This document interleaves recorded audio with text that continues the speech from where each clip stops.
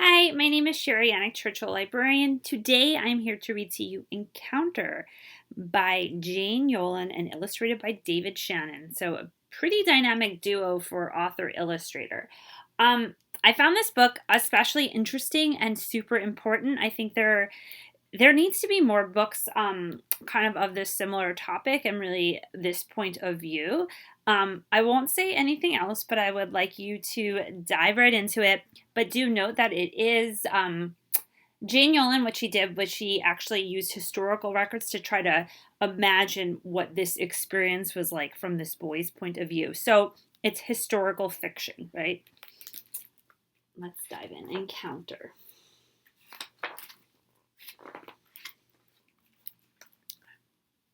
The moon was well overhead, and our great fire had burned low. A loud clap of thunder woke me from my dream. All dreams are not true dreams, my mother says. But in my dream that night, 3 great-winged birds with voices like thunder rode wild waves in our bay. They were not like any birds I had ever seen, for sharp, white teeth filled their mouths. Well, terrifying, right? I left my hammock and walked to the beach. There were my dream birds again, only now they were real. 3 great sailed canoes floating in the bay. I stared at them all through the night. When the sun rose, each great canoe gave birth to many little ones that swam awkwardly to our shore. I ran then and found our chief still sleeping in his hammock. Do not welcome them, I begged him. My dream is a warning. But it is our custom to welcome strangers, to give them the tobacco leaf, to feast them with the pepper pot, and to trade gifts. You are but a child, our chief said to me. All children have bad dreams.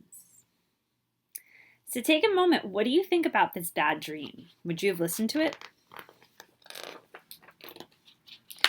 The baby canoes spat out many strange creatures. Men, but not men.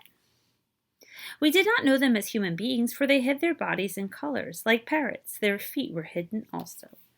So take a close look at, these are who they're talking about. These are the men, but not men. And they are wearing clothes, right? And many of them had hair growing like bushes on their chins. 3 of them knelt before their chief and pushed sticks into the stand.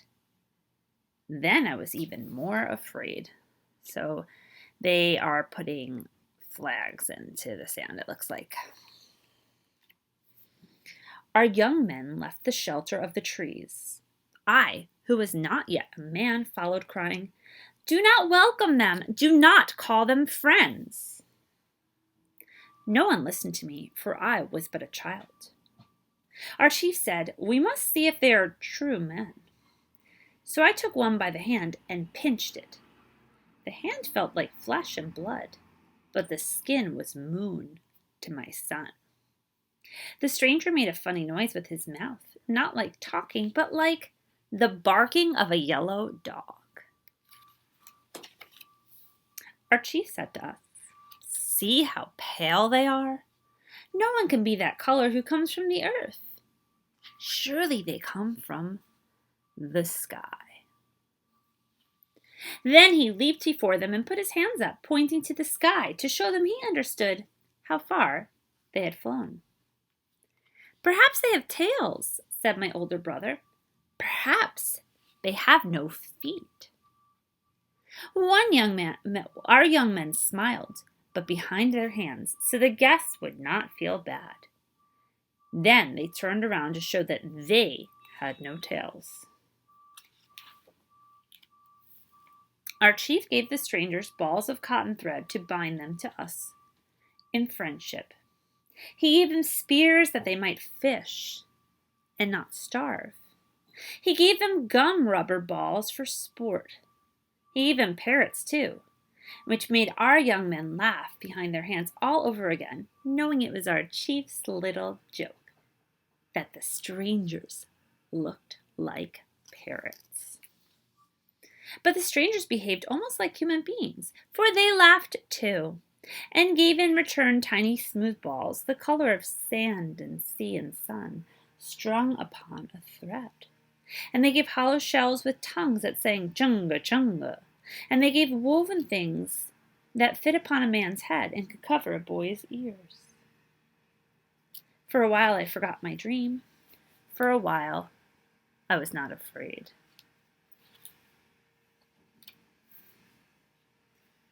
So we built a great feasting fire and readied the pepper pot and yams and cassava bread and fresh fish. For though the strangers were not quite human beings, we would still treat them as such. Our chief rolled tobacco leaves and showed them how to smoke, but they coughed and snorted and clearly did not know about these simple things. This page is pretty spooky, this picture. Then I leaned forward and stared into the chief's eyes. They were blue and gray like the shifting sea. Suddenly I remembered my dream and stared at each of the strangers in turn. Even those with dark human eyes looked away like dogs before they are driven from the fire. So I drew back from the feast, which is not what one should do, and I watched how the sky strangers touched our golden nose rings and our golden armbands, but not the flesh of our faces or arms. I watched their chief smile. It was the serpent smile. No lips and all teeth. I jumped up crying, "Do not welcome them!" But the welcome had already been given. I ran back under the trees, back to the place where my zennies stood. I fed it little pieces of cassava and fish and yam from the feast. Then I prayed. Let the pale strangers from the sky go away from us. My zemi stared back at me with unblinking wood eyes. I gave it the smooth balls a stranger had dropped in my hand. Take these eyes and see into the hearts of the strangers from the sky. If it must be, let something happen to me to show our people what they should know. My zemis was silent. It spoke only in dreams. Indeed, it had spoken to me already. When I returned to the feast, one of the strangers let me touch his sharp silver stick.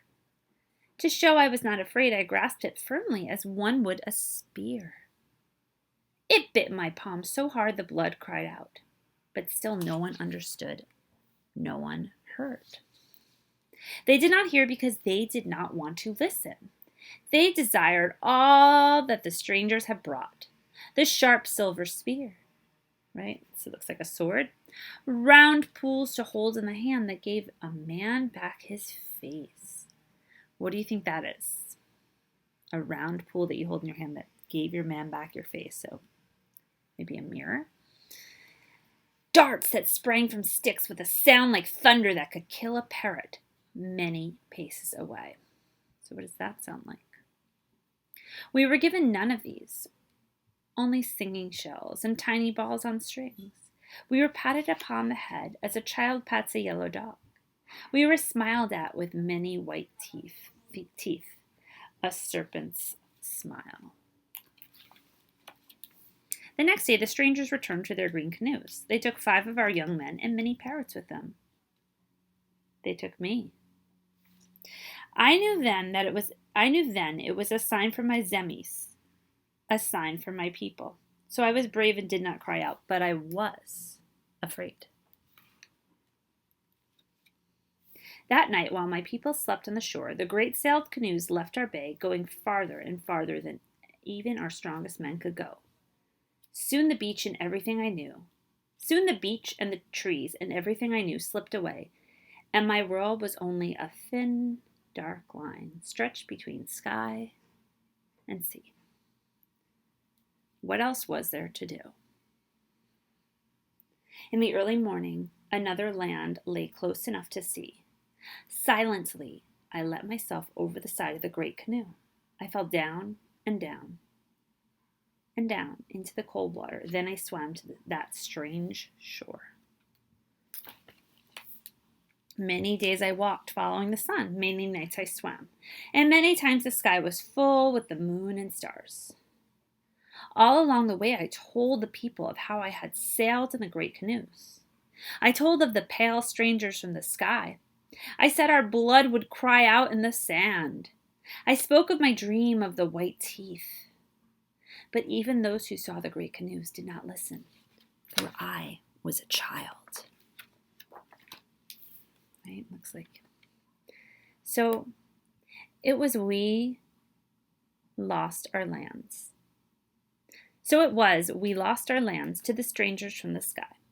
We gave our souls to their gods. We took their speech into our mouths, forgetting our own. Our sons and daughters became their sons and daughters, no longer true humans, no longer ours. That is why I, an old man now, dreams no more dreams. That is why I sit here wrapped in a stranger's cloak, counting the stranger's bells on a string, telling my story. May it be a warning to all the children and all the people in every land. So again, this was Encounter by Jane Yolen. Hopefully you enjoyed this really interesting, important book. Thank you for listening and keep on reading.